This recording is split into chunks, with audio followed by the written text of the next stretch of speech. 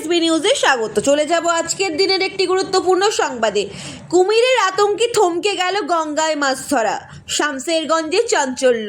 গঙ্গায় কুমির, এই খবর সকাল থেকেই চাঞ্চল্য ছড়িয়েছে মুর্শিদাবাদের শামসেরগঞ্জে। স্থানীয় নতুন শিবপুর এলাকায় গঙ্গার জলে কুমির ঘোরাফেরা করতে দেখা গেছে বলে দাবি করেছেন এলাকাবাসী ও মৎস্যজীবীরা। আজ সকালে প্রতিদিনের মতো মাছ ধরতে গিয়ে কুমিরের উপস্থিতি লক্ষ্য করেন কয়েকজন মৎস্যজীবী। সঙ্গে সঙ্গে খবর ছড়িয়ে পড়তেই নদীর পাড়ে ভিড় জমিয়েছে কৌতূহলী মানুষেরা। কেউ মোবাইলে ছবি তুলেছেন, কেউ ভিডিও করেন। তবে কুমিরের উপস্থিতিতে আতঙ্কিত হয়ে পড়েন মৎস্যজীবীরা। আপাতত তারা গঙ্গায় নামা বন্ধ রেখেছেন।